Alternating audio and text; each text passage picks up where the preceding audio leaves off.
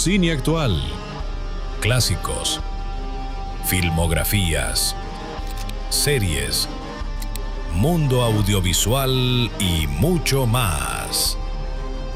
Presentado por Miguel Soto y Ramón Poveda.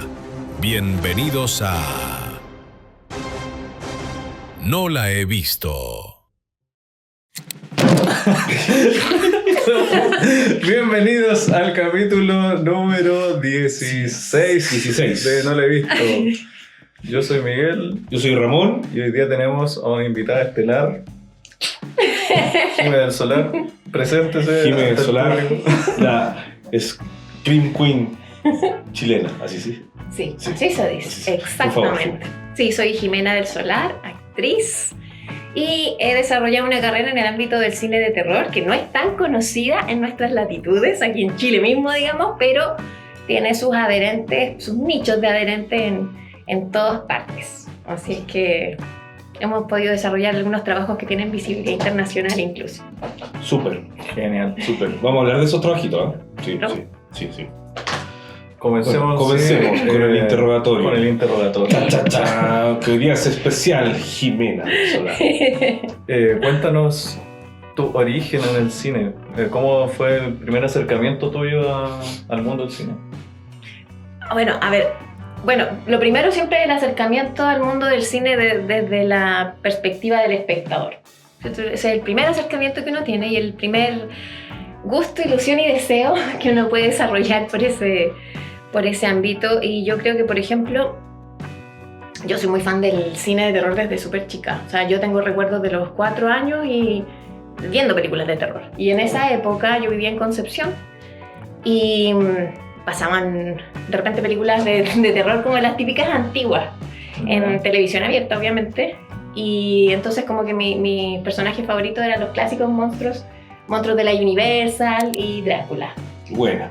Sí, entonces como que yo soñaba con ese mundo, que claro, no era un tipo de cine como de desmembramiento y cosas así, o sea, tenía como otro lado más lúdico igual. Claro. Un poco más romántico, y después uno ya va conociendo películas como más heavy, digamos, en cuanto a contenido y a obviedad gráfica, pero en esa época eran todavía como películas bastante más digeribles, como por el común de la audiencia.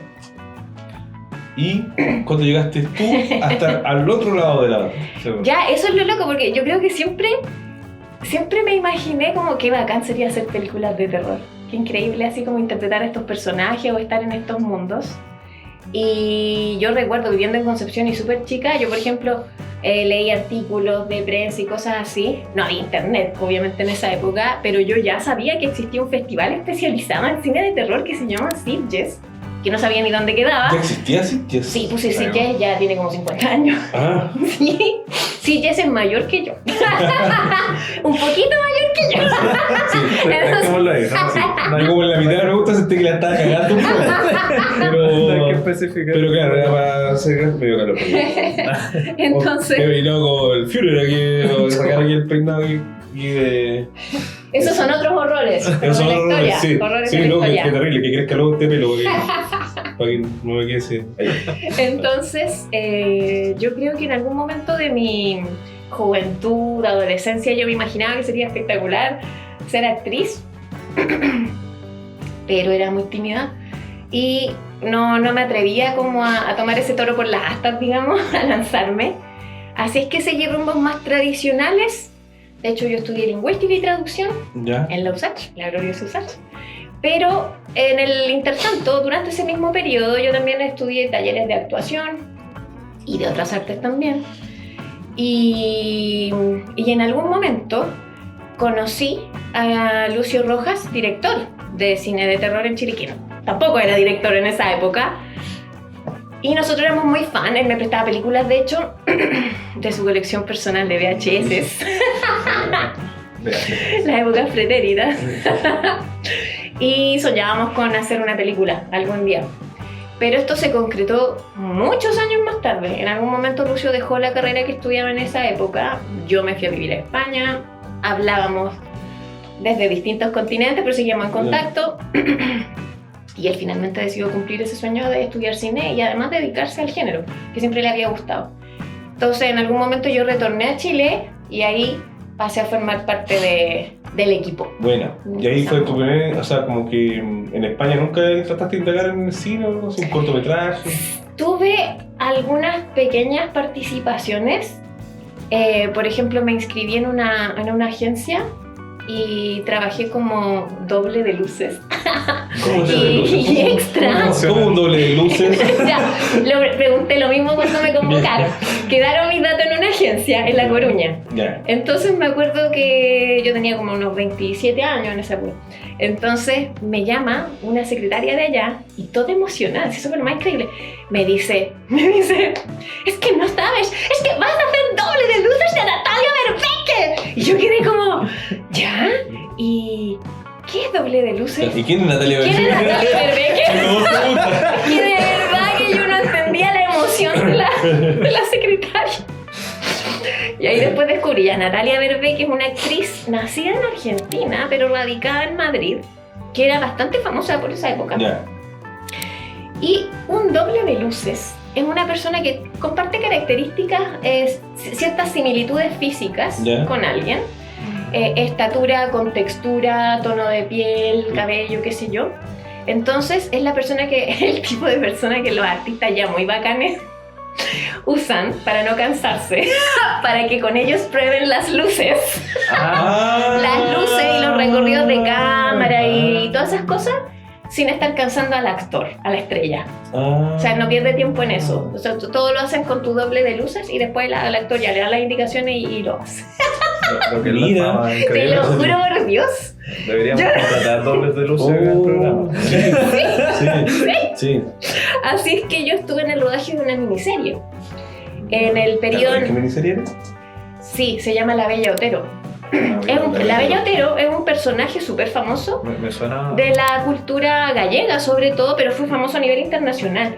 Fue una bailarina que, como en las épocas de la Guerra Civil Española, era muy famosa y se contaban como historias bien locas sobre ella. O sea, como que había habido incluso por ahí un zar ruso que estaba enloquecido por ella y prácticamente la quiso secuestrar en un palacio en Rusia, y ella se escapó por una ventana y tuvo amoríos como en muchos lugares.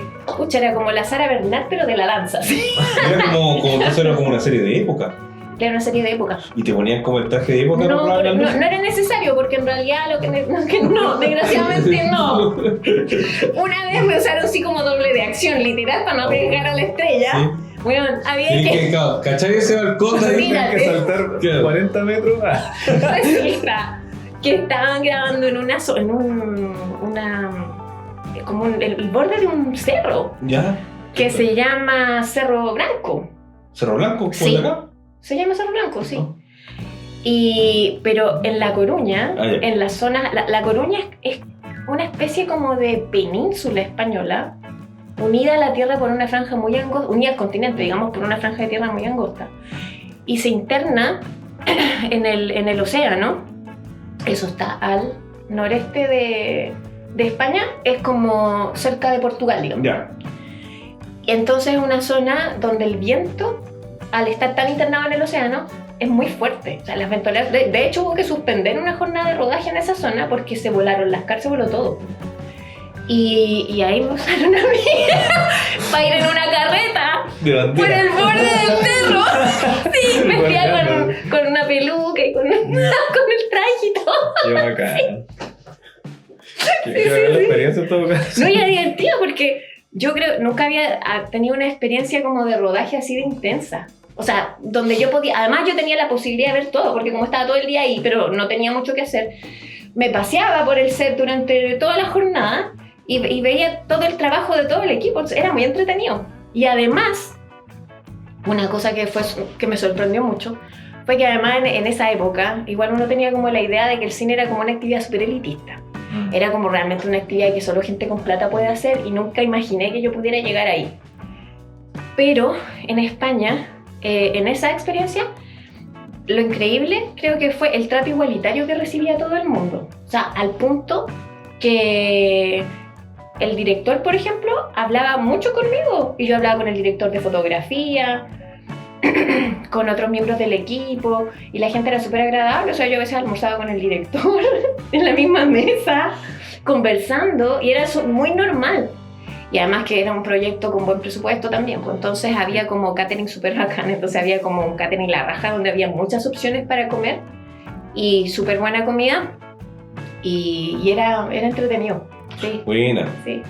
Y bueno, después de eso, sí, también participé como extra en algunas publicidades también, en otras películas que se rodaban allá y después me fui a vivir a Barcelona, todavía veinteañera.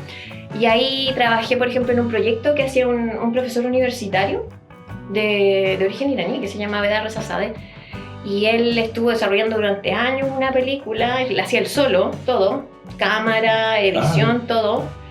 Y tenía como mucho trabajo de postproducción.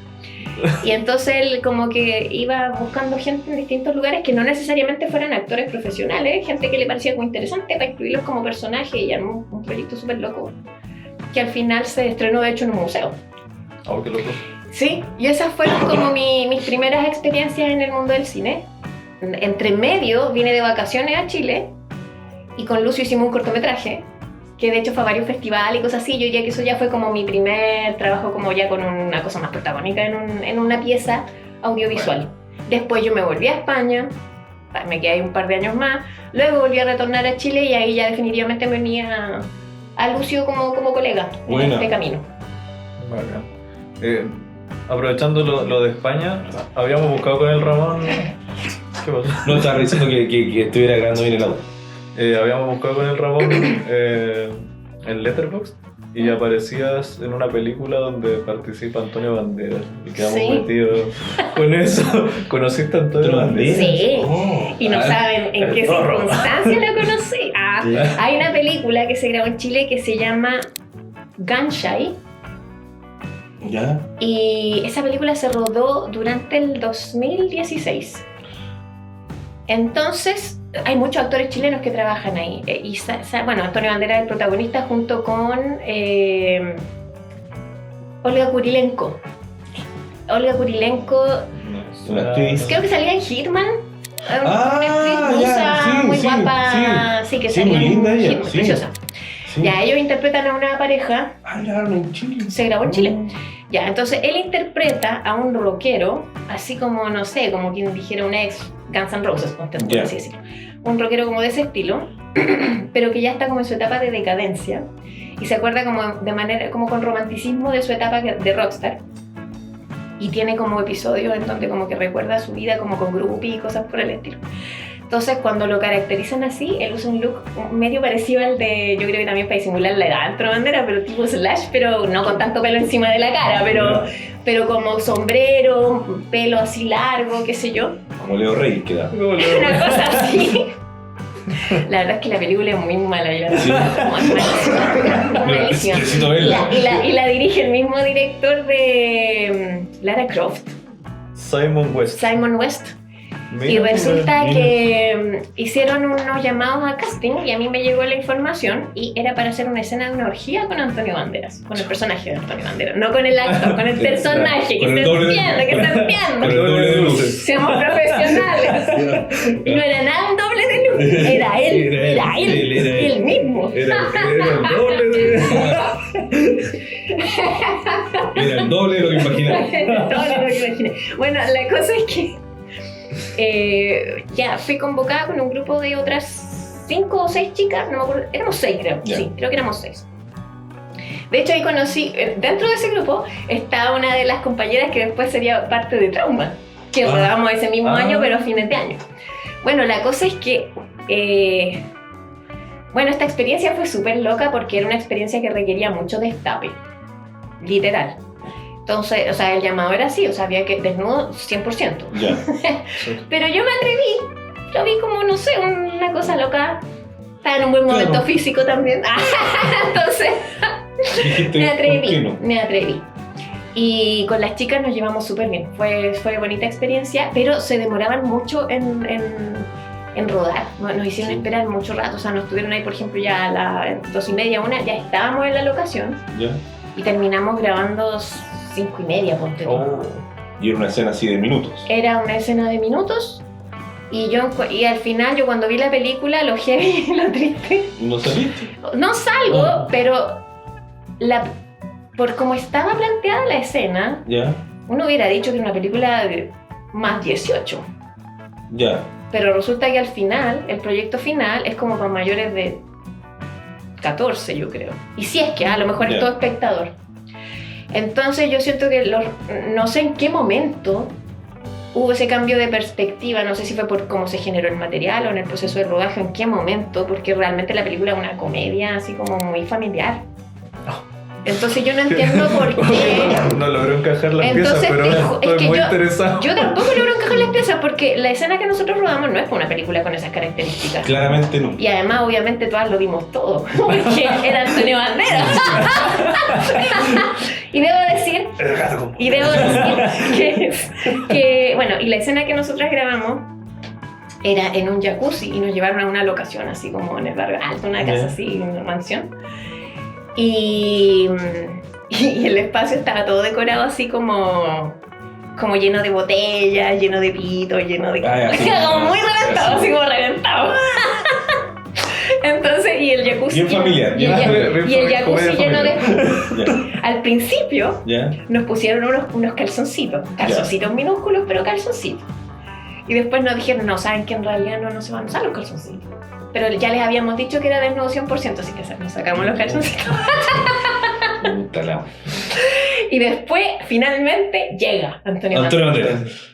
Bueno, y Antonio Banderas fue muy simpático. De verdad, yo creo que la jornada fue la raja por él. Por la estrella de la película. Porque en el resto... Y por los maquilladores, que fueron un amor, fueron súper simpáticos. Pero debo decir, y esta es una experiencia que yo le he contado varias veces a personas en equipos para que entiendan que en un rodaje todas las personas son igual de importantes. Nosotros nos sentimos un poco maltratadas, ¿cachai? Porque estuvimos muchas horas. Claro. Había una reja y al otro lado había como una mesa de catering gigante y jamás nos ofrecieron pero ni un vaso de agua. Nada para comer. Y llevamos horas. Estábamos muertas de hambre, o sea, salimos muertas de hambre de ese rodaje. Y nos hacían esperar. Nos llevaban a un lado, era como que éramos muebles que nos llevaban para acá, después nos llevaban para allá. Fue bien desagradable la experiencia y era producción chilena. Entonces era todo el amor para la estrella y las demás personas que colaboran como muebles, ¿cachai? Entonces eso es algo que nuestros proyectos son más humildes y lo que tú quieras, pero también a veces hemos tenido que usar extras para algunas escenas y nosotros no hacemos esa diferencia. Toda la gente come lo mismo y nos sentamos todos juntos, no que Kiki en la mesa de los extras y la mesa... No, somos un equipo. Somos todo un equipo, en ese momento somos todo un equipo y punto. Y esa cuestión para mí fue fundamental, digamos, como aprendizaje, porque yo viví esa experiencia y siento que además era un trabajo de mucha exposición, independientemente de que después en el resultado final por las características que tuvo la película eso no se nota mucho, pero en el momento sí, era harto destape, no es así como, es una cosa donde tu intimidad queda totalmente expuesta, igual es difícil. Pero por suerte hubo mucha buena onda entre las chicas, entre el grupo que nosotras fuimos y con los maquilladores que nos hicieron sentir bien porque además nos dejaron bonitas, eso fue súper bacán, fueron muy amorosos. Y luego Antonio Banderas que se portó como un caballero, o sea, de verdad un caballero pero a otro nivel. Por ejemplo, el jacuzzi evidentemente toda el agua se desbordó cuando nos empezamos a meter adentro. Entonces la cuestión llena de espuma y todo era resbaloso. Y cuando terminó de rodarse la escena... No. Aparte que lo bacán es que como habla castellano igual hablaba con todas nosotras y sabes que con cada una alguna frase, algo, con todas una conversación. No una cuestión fría, penca de ya ustedes están acá, yo estoy acá y entonces no. Él como que él trabajó el que realmente nos sintiéramos como él, fue el mérito de él, que nos sintiéramos todos cómodos en la escena como si él lo dirigiera en el fondo, casi. Y después cuando terminábamos de rodar y todo, estábamos todos metidos en el agua, entonces él también nos empezó a ayudar a salir una a una de la bañera, nos daba las gracias, hacía chistes, y sí, también ese chiste le con botella varias veces, pero de ver nos reímos, fue como muy distendido, entonces salió todo muy natural. Y hubo un momento en el que no sé, se besó con cada una de nosotras. Ya. Y el beso fue real, 100% real. Nadie fingió el beso. Todas lo digo en serio. Porque y uno le puso, pero todo el entusiasmo. Porque en ese momento uno decía, es que yo no sé, pues, a lo mejor esto va a quedar en cámara. Esto va a quedar en la película. Sí. Entonces Bueno, no lo voy a hacer así 100%. falsa la cuestión. Pues. Entonces, todavía dimos nuestro 100%, estoy segura. Y claro, la cosa era como reventar, pues, o sea, como ese era el contexto, ¿cachai? Esa parte, y todo el rato estábamos usando una canción de AC/DC, así como en el ambiente, ¿cachai? No fue tan largo rodar la escena porque era una escena, pero era de harto destape, entonces el plano partía así como mostrando a Antonio ya en la bañera, con un par de chicas y las demás como integrándose de a poco. Yo estaba como jugando con una cámara fotográfica, haciendo como que les hacía fotos, después como que coqueteaba por otra de las chicas, nos dábamos como un beso, nos toqueteábamos, después nos metíamos, o sea, éramos groupies y estábamos ahí para su placer, ¿cachai? Ese era como el tema. El tema. Él no estaba desnudo, sí. No. Él estaba... Él tenía puesta unas... Yo pensé que le iba a estar el pelotón también. Pero no, él tenía puesto unas calzas. Estaba claro con el torso desnudo, pero tenía puesto unas calzas. Y bueno, y con la peluca y el sombrero. Pero después yo vi la película El sol. y apenas se ve, o sea, salen unos cortes súper chicos y es como que él está viendo la tele y están como haciendo un documental, por así decirlo, hablando de la vida reventada que ha tenido este hombre. Entonces muestran como unas imágenes donde se ve, por ejemplo, no sé, pues él y con un par de chicas, una de las cuales soy yo, y estamos como saltando, qué sé yo, y las pechugas salen como con censura, como con un, ¿cachai? Un cuadrito negro de Como censura. censurado para el programa. Como censurado para el programa en el que están emitiendo la información. Entonces, y son unos clips, pero de segundo, yo creo que, no sé, muy, muy cortos. Entonces nunca se llegó a mostrar la escena tal como fue. Porque... Es cuático igual que hay menos censura y como más mostrar el cuerpo femenino que en masculino. Yo Sí. desnudo masculino re poco he visto en cine. Ahora último, 28 centímetros. 28 centímetros después. Pero no recuerdo así como otra producción que tenga como ese tipo de desnudo. ¿Qué opinas? Hay desnudos masculinos en el cine y, por ejemplo, esta película... Fassbender, que No, Salvo. ya, bueno, en Shane, por ejemplo. Salvo. No, pero por ejemplo, películas más antiguas, a mí me sorprendió Salvo. la naturalidad de un desnudo masculino. Creo que era... ¿Cómo se llama esta película? Don't Look Now. ¿Cuál es esa? Creo que era esa. Es como una pareja, es como setentera. Y sale el papá de Kiefer Sutherland, Donald Sutherland. Y sale como con su mujer. Y una escena como íntima, pero muy destapada, pero muy natural también. O sea, funciona increíble. Y yo igual como que la vi en un momento y dije, que bien funciona la escena y qué sorprendente ver como el desnudo masculino expuesto de esta forma tan... Claro, como bien tratado. sin censura, pero al mismo tiempo realista. No, y en los 70, más No, encima, no pensaba sí, como... qué Es que yo loco te diría eso, que, ¿no? pero es que el cine de los 70 es más desinhibido que el cine de los 2000. ¿No? Pero sí que en los 2000 hubo como un tema de censura brígido Sí, de, pues. en todo aspecto. Pues. Y ni hablar del cine como ya en el 2015, en adelante. Yo diría que hay muchas más inhibiciones ahora. Más cuidado, hay que tomar muchas más precauciones y cuidado para trabajar ciertas cosas de los que se tomaban en esa época. Sí, Sí, sí. No, y también se ha dado un montón de casos también. sí, también se han dado casos atroces. Sí. Por ejemplo, ahora se está estrenando, hace ya unos meses se estrenó la película de María Schneider, el caso de María Schneider, en El último tango en París, con Marlon Brando Sí, porque y Bertolucci, ¿no era el director? Sí. Y que, Los dos estaban la así. famosa escena de la mantequilla, ¿cierto? Como se le conoce, y es donde ella fue penetrada, digamos, por la mano de Marlon Brando, los dedos, digamos, no la mano, pero de verdad, sin ella saberlo, que eso iba a ocurrir y sin esperarlo. Y ella, una muy chica, ella tenía como 19 años, muy inexperta todavía, entonces se sintió cohibida obviamente por la situación. Claro, uno... No corresponde. Ellos dijeron así vamos a tener una reacción realista de ella como Claro. personaje, porque va a ser real para la actriz. Y ella siguió con la escena adelante y por supuesto que su sorpresa quedó captada en cámara y en realidad el director como que nunca se arrepintió, pero es un tema que al principio incluso ella defendió, digamos, como el haber hecho esa escena tan osada, pero después ella misma se arrepintió. O sea, su falta de experiencia la hizo como... Y yo comprendo esa sensación, como de quedar tan descolocada que en realidad no sabes cómo actuar frente a esta situación. Además te sientes súper avasallada por la fama y el prestigio que tienen las dos personas que te pusieron en esa situación. O sea, un director y un actor que son leyendas. Cuando tú tenías apenas 19, o sea, estás apenas partiendo.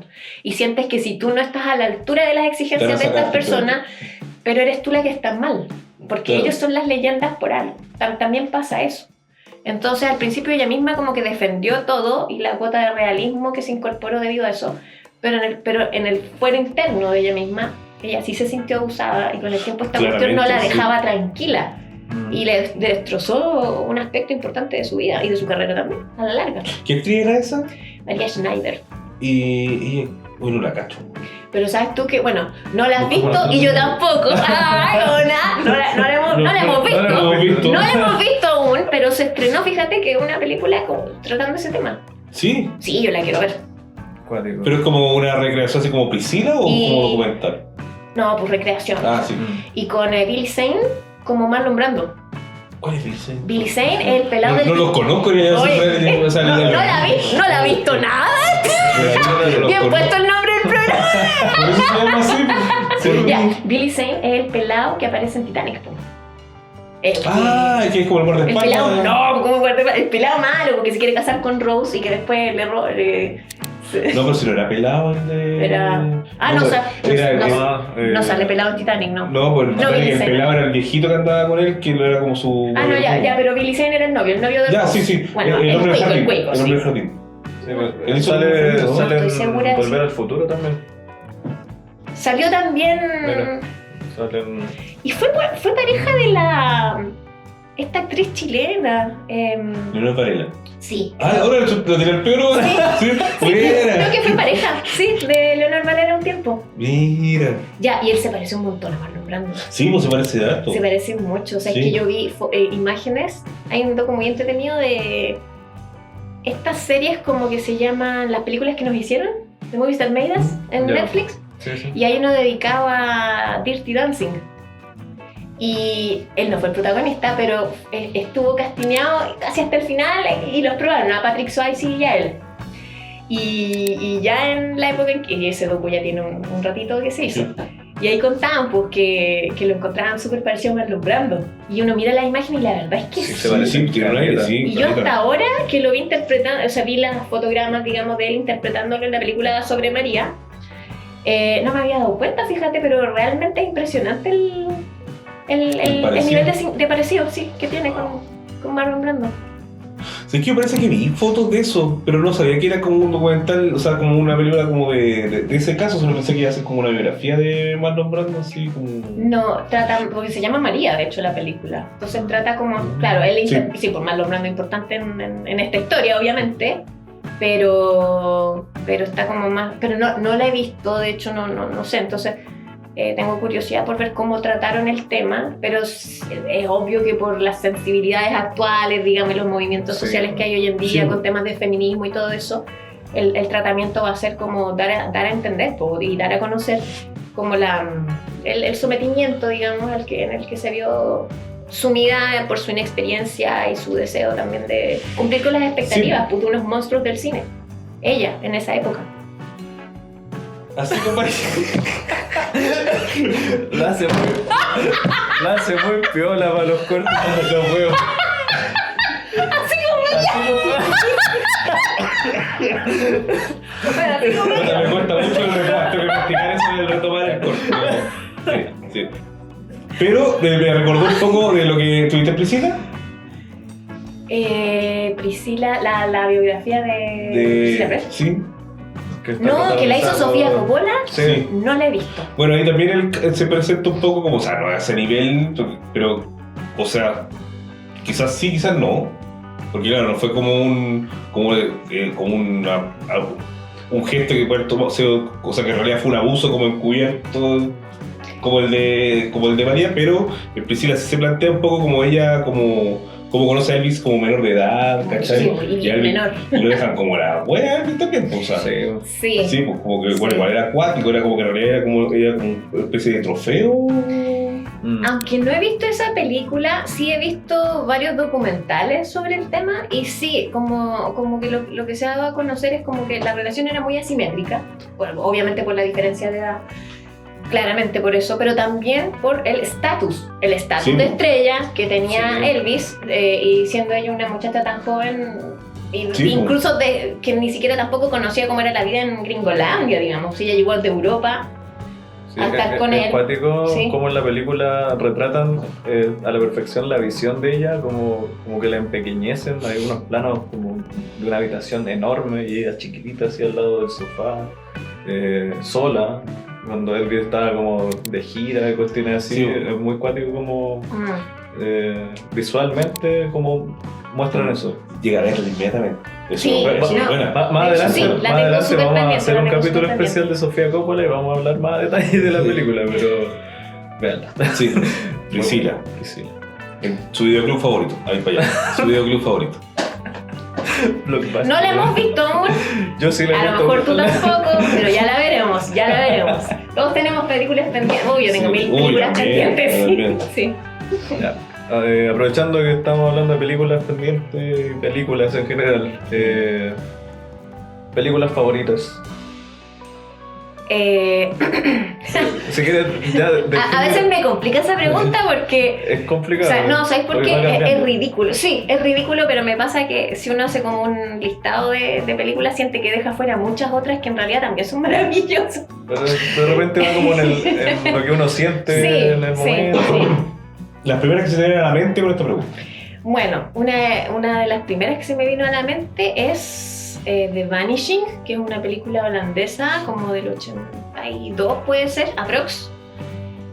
Tiene un remake gringo que parece que se hizo como a principios de los 90. El remake no lo he visto, pero la película holandesa es increíble.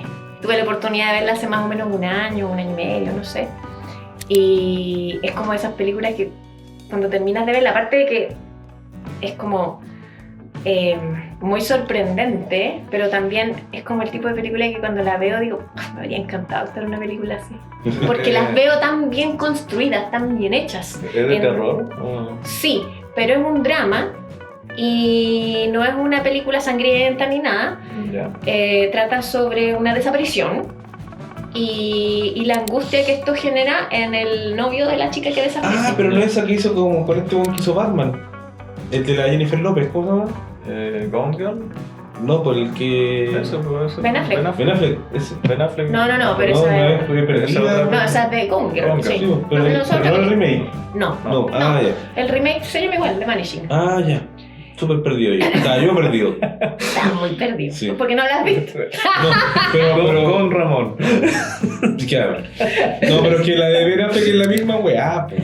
Sí, en holandés se llama Spurlos, la Spurlos. película. Spurlos. Y se conoce como The Vanishing. Son bacanas las películas así europeas, como que tienen unos giros muy crudos, siento yo. Sí. Me pasó con esta película de No hables con extraños, que en inglés era como Speak No Evil, Ah, ok. que se hizo sí. un remake el año No pasado. he visto el remake, pero sí vi la europea. Es muy crudo el final, pues.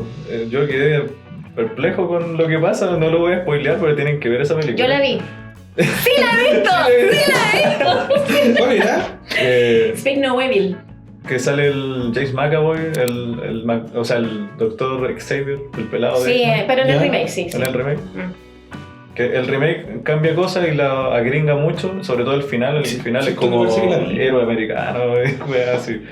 ¿Sabes qué? A mí me pasó con esa película que me gustó mucho la construcción y no sé, llevaba porque tú 30, 40 minutos de ver la película y realmente yo siempre es una maravilla. Es una maravilla cómo, cómo está trabajado este vínculo y la extrañeza entre estas dos parejas, ¿no? Sí, Pero hacia el final que no quedé tan convencida siento que ahí ya como es como las acciones que se realizan son para que funcione el guión, pero no tienen ninguna lógica. sí, se va muy en la Incluyendo bola. incluso que no se entiende, siento yo, las verdaderas motivaciones y la lógica de los villanos. No Es crudo, sí, Es todo, crudo. pero no tiene sentido. Siento que no tiene sentido. Menos mal no la vi tú. Te juro. Qué bueno que no la has visto. No la voy a ver, entonces. En algún momento voy a poner un contador de no le he visto arribita de... Yo las veces que he dicho no la he visto. Yo sé que Tenemos que hacer un muchísima gente compilado. ama esa película y además tuvo un paso súper exitoso por festival y todo, Sí, pues sí, le pero a mí no me terminó de convencer y yo partí entusiasmadísima viéndolo, o sea, qué maravilla de película. Al final dije, pucha, no sé, Sí, me cuestiono igual me pasó. las decisiones del guión. Me gustó, pero claro, sí, es verdad eso de que pierde un poco el hilo la trama. Pero como que lo que pasa es tan como choqueante que uno queda así como... Ya. ¿qué? Eso no te va a pasar con The Vanishing, Ya. porque también hay crudeza, aunque no hay obviedad gráfica, pero hay mucha crudeza. Pero está Y una mejor cosa que construido. me impresionó es como, pucha, ya, imagínate, individuo joven, ¿cierto? Así como de mediana edad, sus 30 y tantos, así que los 40, que sé yo. Ya, Pierde a su novia, ya. pasan años, nunca se sabe qué ocurrió con ella y además fue una situación rara, o sea, inexplicable. Desaparece. En medio de un viaje, hacen una parada para, no sé, pues, comer algo así como en mitad de la autopista, en un localcito, qué sé yo, repostar combustible, comer algo. Su pronto Copec. Claro, su pronto Copec, por así decirlo, sí. Completito, Sí, pero de allá de Holanda. Y de repente ella va a comprar unas bebidas y ya nunca más vuelve. Oh, Y el lugar es de día, hay niños jugando, señoras comprando, gente que está repostando igual que ellos, qué sé yo, y de repente, nunca más. Imagínate la angustia de no saber, ¿cachai? Entonces pasan los años y se muestra que logra tener otra relación sentimental. Y hay conversaciones entre él y esta nueva pareja. Y lo sorprendente es como el nivel de comprensión, entendimiento, acompañamiento y los diálogos que tienen. Son de un nivel de madurez psicológica muy, muy sorprendente y de un nivel de seriedad que te llega como bien profundo.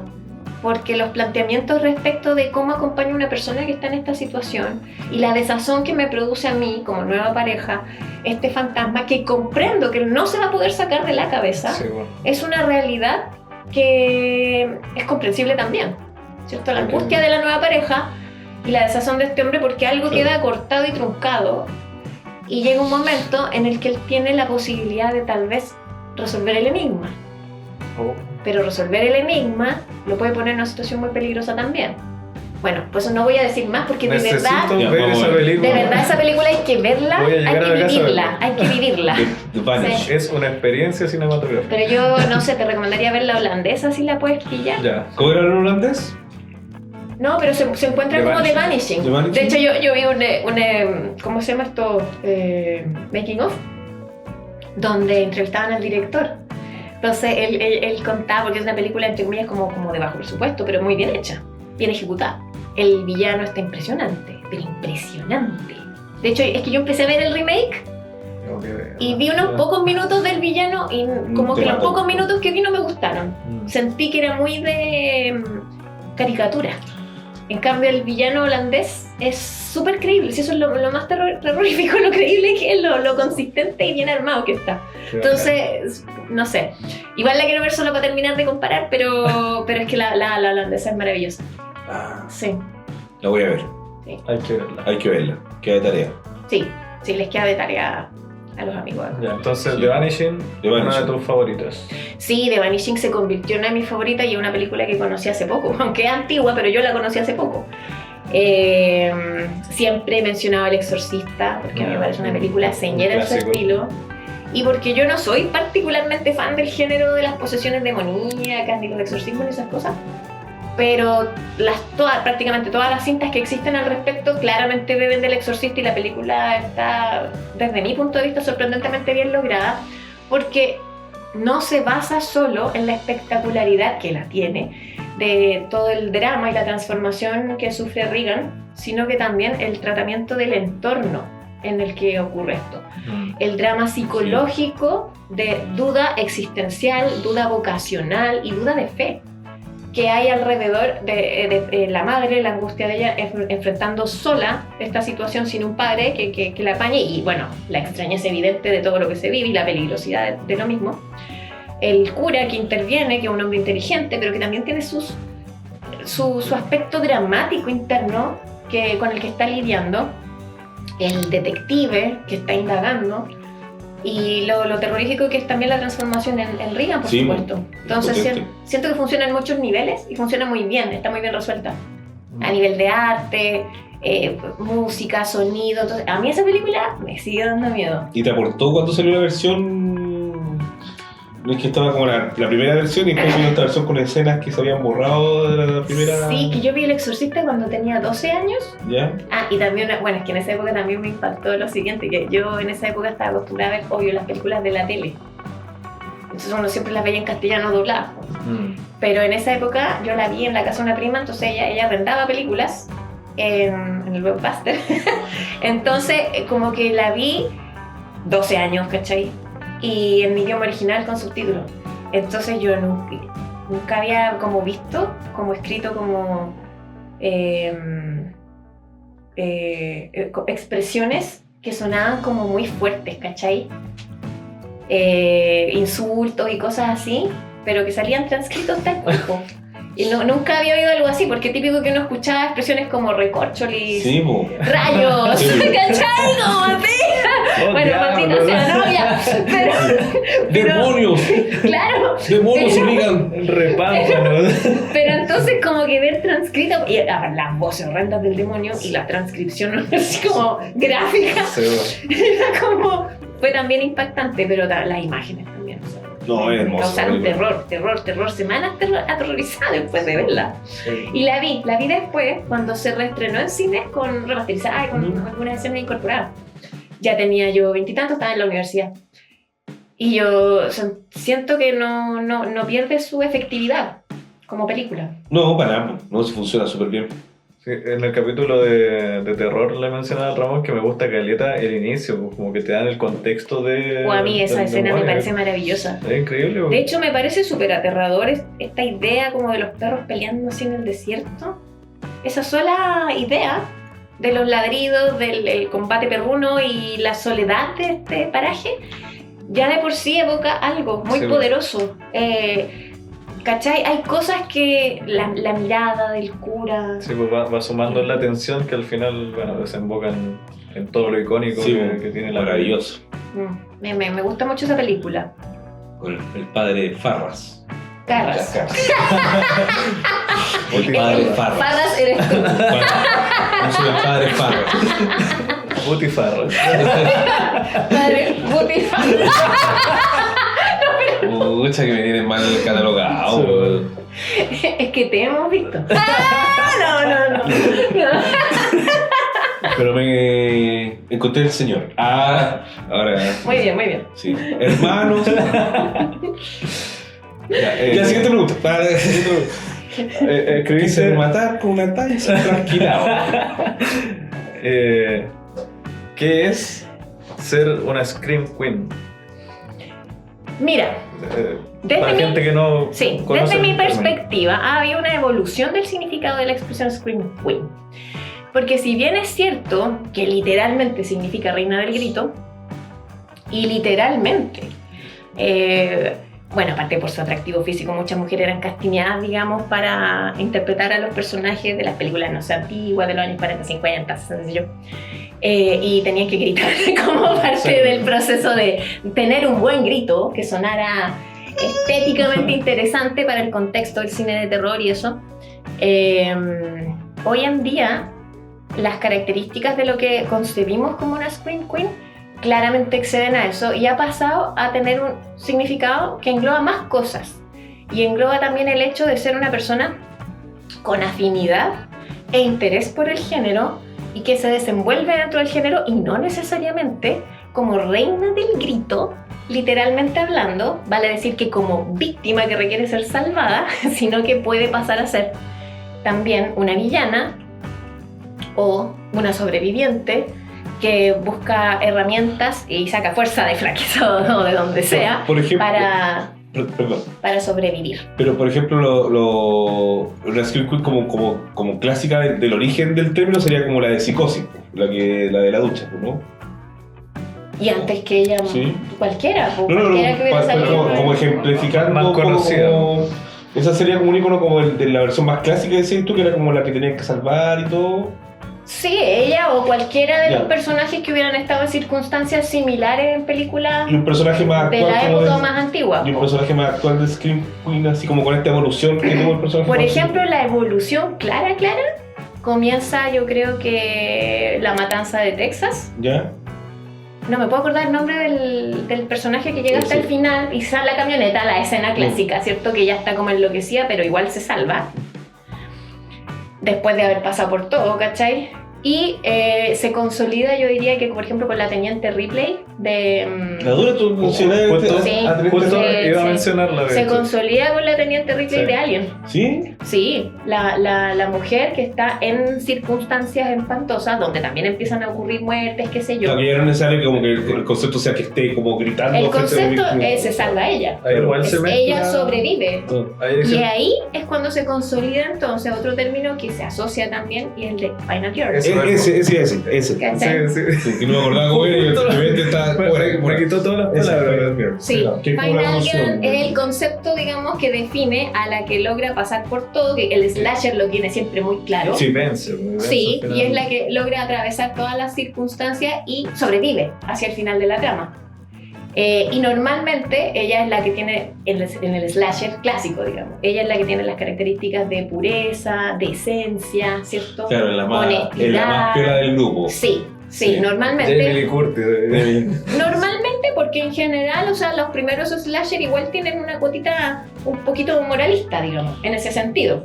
Sí. Es por eso que después, por ejemplo, en los decálogos que arman en ¿cómo se llama esta serie? Scream. Scream, claro, en Scream, ¿cierto? O sea, se mofan un poco, ¿no? De eso, así como para sobrevivir en una película de terror no hay que follar, ponte tú. Claro. ¿Cachai? O sea, follaste, cagaste. Eres probable víctima. Sí, pues es como una clásica del carrete, está como los que son parejas, se van a meter al bosque y Sí, cagaron al Sí, toque. sí. En los orígenes el negro también era un Sí, ¿verdad? punto en contra. Era un cliché esa cuestión que. Pero en el cine más actual se han estado se subvierten ya esos valores. Sí, pues cambiado. Ha cambiado, porque ha cambiado la sociedad. Entonces también el cine va reflejando también los cambios que experimenta la sociedad. Entonces va incorporando cosas. A veces incluso como un poco a la fuerza.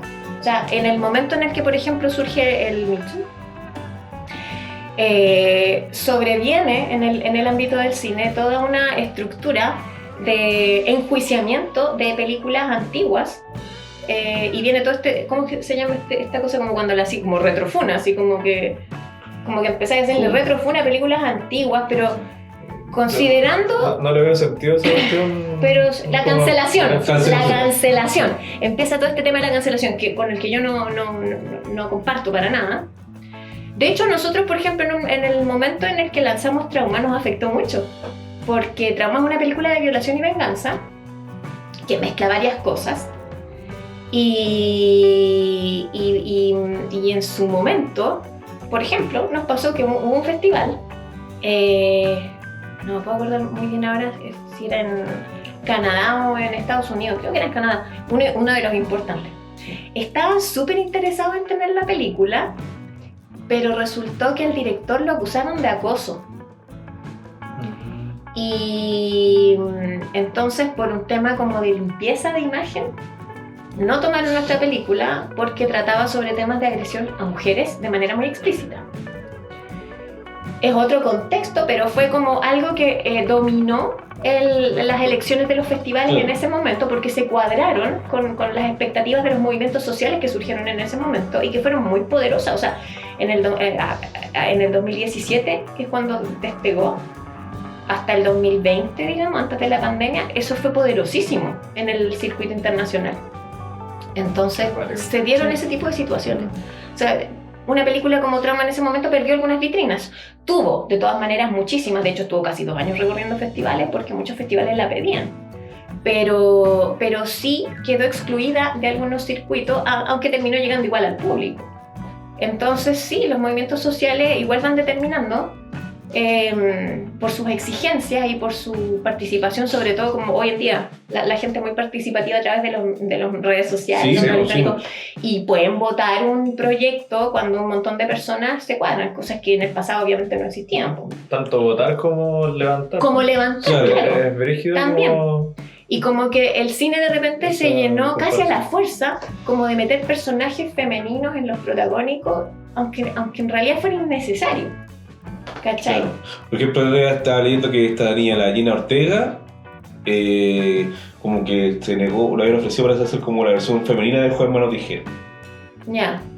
Y por lo que leí, o me acuerdo que leí, ella como que un poco no se negó porque en realidad como que decía que si eran personajes femeninos, que inventen personajes femeninos, que Es se lo mismo dejen que de digo readaptar yo. todo. Es que se dijo lo mismo de Sí. James Bond, que ahora James Bond mujer, que no sé. Yo digo, si no.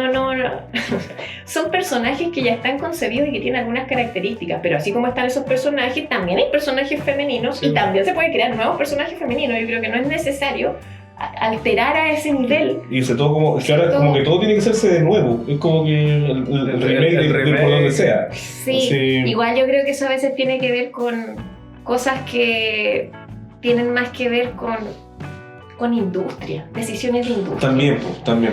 Como que si se sabe que un cierto producto en una época funcionó bien y la creatividad, la verdad es que no es que abunde precisamente, de repente nos falta el que dice, y si apostamos por hacer lo mismo pero con unas características actualizadas para un nuevo público, porque además eso es el tema. Si muchísima gente de veintitantos, ponte tú, que son un súper nicho para la producción cinematográfica, no están para nada familiarizados, por ejemplo, con el cine de los 70.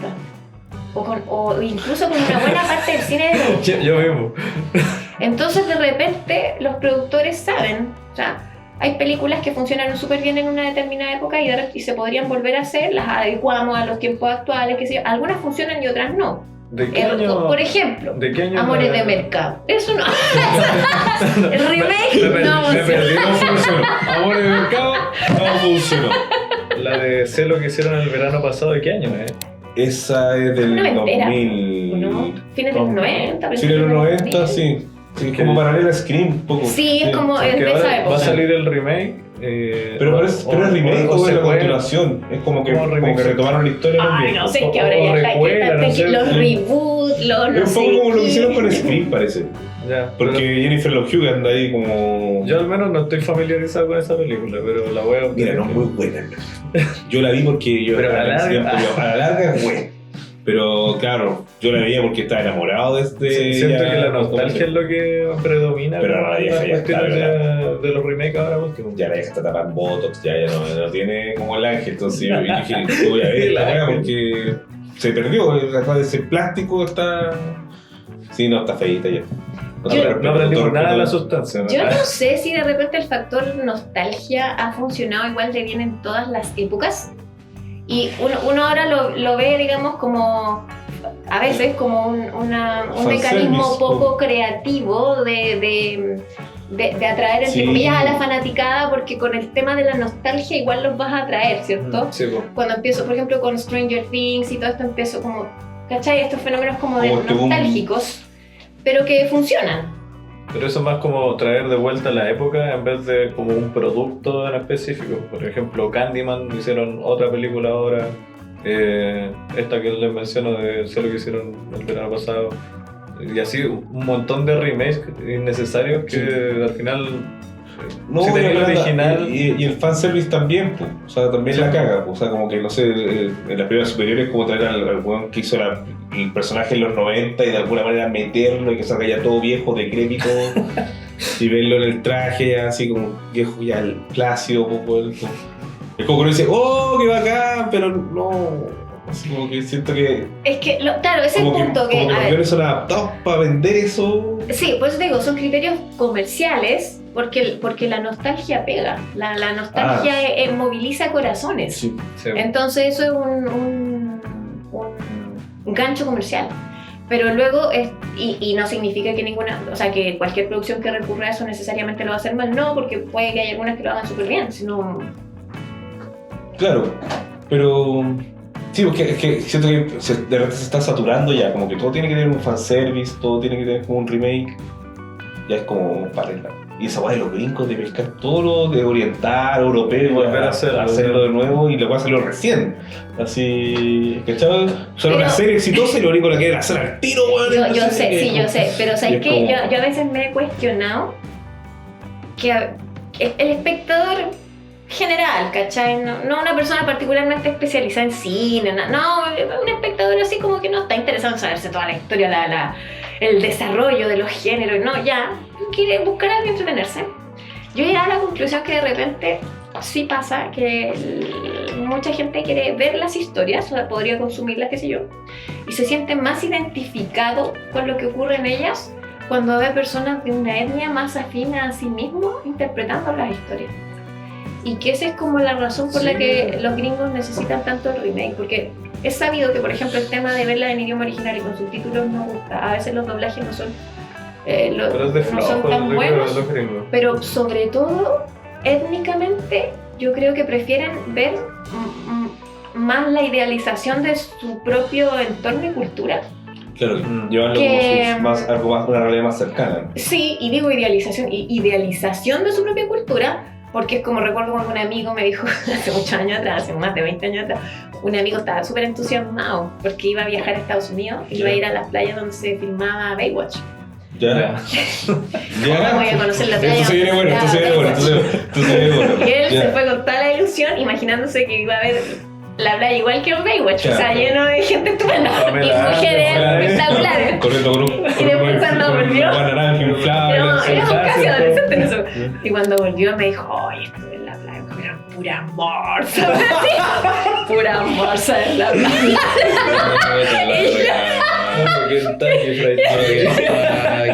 Por eso te digo que también está el tema de la idealización de la cultura, o si no... Porque tampoco es que tú vayas a Gringolandia y todos se vean como las estrellas de las películas. Claro. ¿Cachai? O sea, tampoco representan al ciudadano común. Pues como mirar una telenovela mexicana y mirar las calles en México. Claro. No sé. No todos tienen bigote. No. Claro. Sí.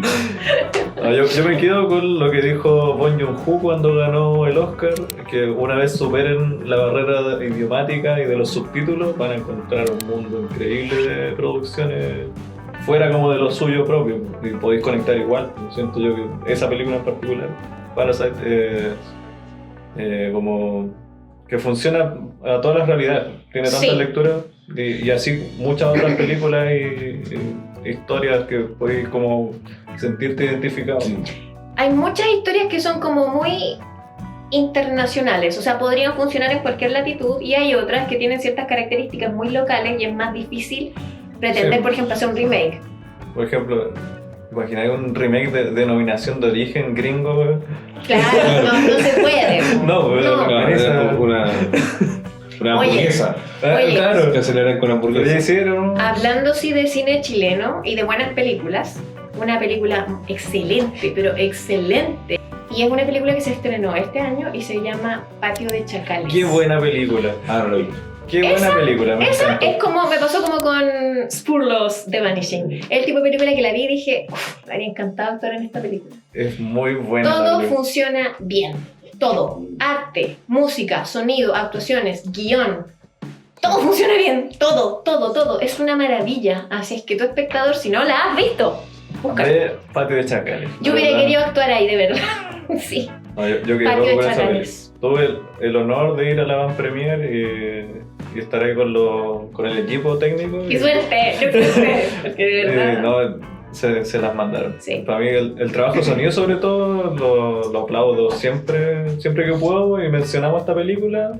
Es increíble. Hay momentos donde no se muestra nada así como visual, pero tenía a Néstor Cantillana con los audífonos rompiéndose por dentro, escuchando lo que está pasando al otro lado de la pared. Es brígido.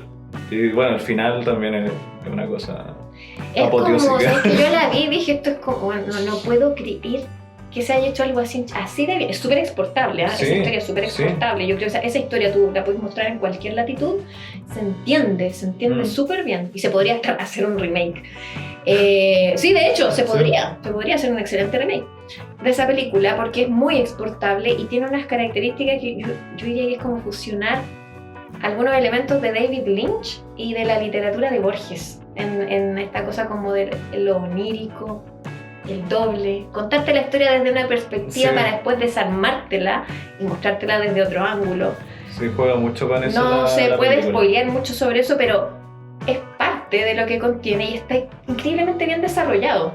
Muy bien, o sea, de verdad el director se las mandó. Sí. Sí. Yo no podía creer que era el debut de él en un largometraje. Pero fíjate que él se basa, o sea, esta historia la tuvo años en su cabeza porque se basa en un cortometraje. Un corto que había hecho hace 10 años. Sí, Los Vecinos. Sí. Muy buena. Que me encantaría verlo. No sé si está disponible. Está en YouTube disponible. Dura como 15 minutos. Ya, lo voy a buscar. Me encantaría ver ese corto. Sí, felicitaciones. Diego Figueroa. Diego Figueroa, sí, se pasó. Ya, en Chile hay talento, po. Hay talento. Sí, está bien. Falta apoyo. Habemos talentos. Falta financiamiento y productores. Claro, falta confianza del público chileno. También. Sí, ya en la web. Pero por eso me gustó mucho el fenómeno de lo que pasó con Denominación de Origen. Sí, la embarró. Me encantó, por ejemplo, que nos saquemos un poco, nos despercudamos de esta idea que yo creo que maneja la industria, de que solo los actores de las telenovelas movilizan a la gente para que vaya a ver una película al cine. O sea, Denominación de Origen es la prueba concreta de que no, de repente una película interesante, gracias al boca a boca, y sin ninguna estrella televisiva ni nada, puede generar entusiasmo en la audiencia. Que se puede hacer comedia sin Tito Larraín en el cine. Hombre, sí, de hecho, sí. Y nada contra ellos, ¿cachai? Pero siento que es más fácil como conectar con esos personajes porque hay una Luisa en todas partes, hay un DJ Fuego en todas partes, un tío Lelo. DJ Fuego, DJ Fuego, aguante. El Peñailillo también. Sí. Unos personajes tan icónicos y tan chilenos, tan nuestros que... De verdad, qué genial que le haya ido la raja a la película y sigue en cartelera. Sí, a mí me alegró mucho darme cuenta de que se había generado ese fenómeno con esa película. Sí, fue todo un fenómeno. Y fue como de boca en boca. De boca en boca, sí. Bueno, una película que cuente con enormes presupuestos como publicidad, que la valla gigante, la tele, ¿no? ¿Cachai? Fue el boca en boca lo que permitió, o sea, partió estrenándose en el cine sin expectativas de pasar las típicas 2 semanas que son como el estándar. Sí. Y la buena respuesta de la gente de encontrarse con algo nuevo que no les habían mostrado nunca, que no habían visto, generó que todavía mantenga permanencia en sala. Entonces, eso es la raja. Eso es muy lindo que ocurra. Aguante San Carlos. Sí, ojalá ese fenómeno se... Sí, aguante San Carlos y la longaniza San Carlina. Y que el fenómeno se multiplique, ojalá. Sí, el fenómeno de que la gente se interese por ver cine chileno. No, y que se sigan haciendo producciones de ese estilo, como que no sean producciones que busquen vender en el extranjero, que primero funcionan acá y de ahí exportar. Sí, de hecho veo como un poco compleja el éxito de esa película en particular por sus características de idioma y de muchas cosas. Quizá como en Latinoamérica sí funcionaría. Fuera de Chile, pero claro, lo veo más limitado, digamos. Cruzando el charco es difícil. Sí. Pero eso con Denominación de Origen. No, buenos proyectos, ¿viste? Imagínate, son 2 proyectos de este año, Patio de Chacales y Denominación de Origen. Ya. Sí. Pasemos a la buenos estrenos este año. Última pregunta. Si te tocara dirigir, ¿qué sería? ¿Qué te gustaría dirigir a ti? Hablando ya, como aprovechando el tema de las producciones chilenas. Chuta, no me he planteado así como dedicarme a la dirección. Aunque sí me pasa que en los proyectos en los que yo he participado he tenido la fortuna como de estar involucrada desde el origen de las ideas, ¿cierto? Entonces sí he tenido la posibilidad de manifestar mis opiniones y hacer sugerencias. Y incluso en una soy también guionista, aparte de actriz también, en nuestra antología Il Final Contagion, que puedes ver gratis aquí en Chile en Onda Media. Sí. Final Contagion, me buscan Seji Que también está en Onda Media, exactamente, y se mandan una maratón de cine chileno. Sí. Bueno, ahí fui también guionista. Entonces en ese proceso me involucré todavía más. Ya. Hay muchas cosas que no pudieron salir como yo hubiera querido, porque también pasa el tema de los tiempos, cuando hay en espacios abiertos, naturales, el control de la luz, por ejemplo. Sí, Ya pasan esas cosas. Pero se sacó un buen producto, se compartió además con equipo internacional, porque esa es una antología, y es una antología en la que hay un segmento chileno y los otros 3 segmentos están todos realizados en Europa. Entonces fue como una invitación que llegó y que se tomó y se ejecutó, y bastante logrado. Podría haber sido mejor, pero... Eso yo la vi en el Santiago Horror del 2020. Claro, ese año se estrenó. Sí, porque fue también el año que se estrenó. Se estrenó Sergi también. Ah, Entonces ahí estaba yo muy metido en el festival y aproveché de ver todo el... Entonces esa la vi. sí, y está en Onda Media. Sí. Sí.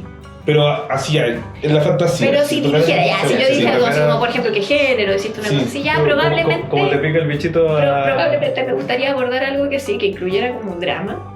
Ya. Sí, yo me inclino más por las cosas más bien dramáticas, ¿Sí? más que por la comedia. Pero a mí me encantaría, por ejemplo, participar como actriz en una comedia negra o algo así. Eso sí, ¿Sí? como un humor así Bueno, irónico, medio descarnado. ¿Sí? Eso sí me encantaría, como por ejemplo, no sé, pues Hermanos Coen, ¿cachai? Como en esa onda, ya, me encantaría. Pero si yo dirigiera algo, probablemente me lanzaría por una beta más dramática. más dramático. Que podría mezclar algunos elementos de horror, pero más tirando a lo psicológico. Ya. No, No te gustaría como tanta sangre y gore. ¿sabéis que yo como espectadora no soy alguien que ande buscando ver sangre, desmembramiento y ese tipo de cosas? Sí, admito que cuando era más adolescente, eso sí me interesaba más, me llamaba más la atención, lo sangriento, qué sé yo. Hoy en día, como espectadora, claro, tengo otro grado de madurez, de modo de analizar, entender y absorber lo que estoy viendo, entonces hay ciertas cosas que privilegio por sobre otras, y la carnicería, porque sí, no es Ya algo no. que yo privilegie como espectadora, pero debo admitir que como actriz es otra cosa. Lo pasé bien con la carnicería. Es increíble porque te pones en... Porque lo que sí me gusta como actriz de abordar esto es poder vivir situaciones como de carácter inverosímil, extremo, Ya. dificultoso, cosas que me lleven a parajes mentales que no tienen nada que ver con mi realidad, poder visitarlos, estar ahí un tiempo y de repente después retornar a mi seguridad, a mi espacio, a la contención de mi vida rutinaria y tranquila con mis gatos ¿cachai? Pero me encanta como poder hacer ese viaje mental hacia el desborde psicológico, y eso es lo que siempre me gustó del cine de terror cuando era chica, la composición psicológica y extravagante, la psicología extravagante muchas veces de los personajes, sobre todo los villanos, ¿cachai? En películas como antiguas, un Vincent Price, por ejemplo. O sea, yo soy súper fan y me encanta ese trabajo extraordinario que hace Vincent Price cuando entra en el mundo de estos personajes como mentalmente perturbados. Y yo te diría que la primera película donde él lo exploró y terminó convirtiéndose en un sello de él como actor, pero la primera donde lo ves y es extraordinario, porque no era algo ya, era como algo que estaba probando por primera vez, es una que se llama Dragon Week. Dragon, güey. Sí. Y Dragon Week es una película de los años 40 donde el protagónico lo tiene Jean Tierney, que es una actriz preciosa de la época, hermosísima, y trata sobre un noble que se casa con una chica que es como un poquito más pueblerina, digamos, y todo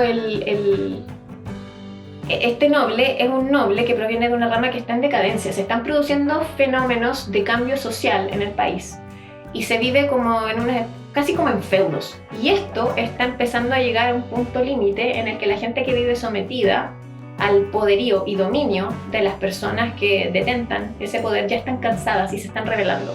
Y él todavía se niega a abandonar ese espacio de poder, pero es inevitable.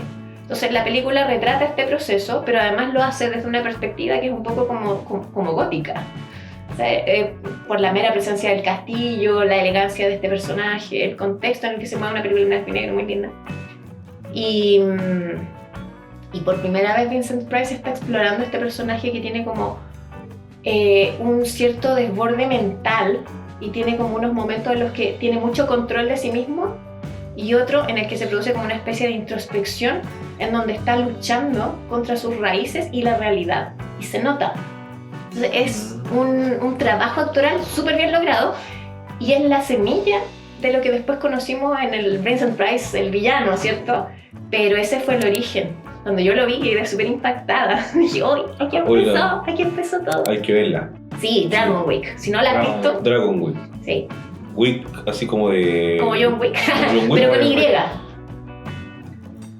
Ya, Dragon Wick. Dragon Wick. Vincent Price. Vincent Price la lleva. O yo amo a Vincent Price. Yo conozco Vincent Price, pero soy más fan de lo que inspiró después, Tim Burton. Ya. Que Tim Burton es fanático. Sí, pues súper acérrimo, fan de él. pero- Imagínate qué habrá pensado Tim Burton de Dragon Wick. Quedó peinada. Debe haberla amado. Quedó chascón. Sí, no, yo amo a Vincent Price, es mi actor fetiche. Y mi actriz, una de mis actrices favoritas es, Meryl Streep, sin duda, pero también así como más antigua, Betty Davis. Betty Davis, me suena. ¿Cuál es Betty Davis? Betty Davis es la que Malísimo, interpreta sí, malísimo. a... Bueno, ya estaba vieja en esa época, pero bueno, Jezabel. Pero seguramente tú la vayas a conocer, sí, por su personaje cuando viejita. ¿Qué pasó con Baby Jane? ¿No la vi? ¿Has visto qué pasó con Baby Jane? Oye, pero en este podcast no han visto nada. No. Esa es la gracia. Tenéis que verla, tenéis Sí. que verla, tenéis que verla. Sí. Maravillosa película. Es que la clave del podcast es el choque generacional. Esa también es una de mis favoritas.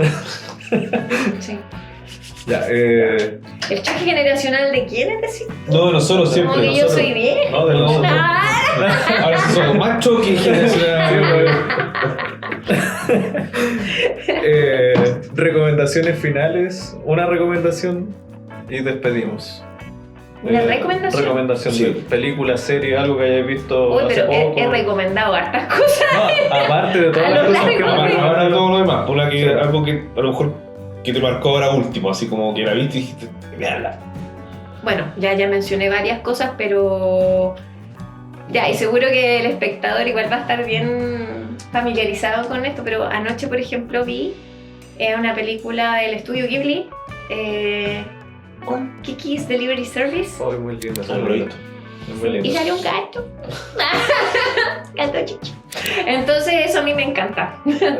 No, o sea, ya, amo a los gatos, definitivamente, pero no, la película es preciosa, pero es que ya, es como recomendación segura, o sea, una película del estudio Ghibli, o sea que no tienes que dudar, espectador, tienes que ir, correr y sintonizar nomás. Y de hecho, se va a reestrenar pronto. Va a haber un ciclo de cine de estudio Ghibli en varios cines.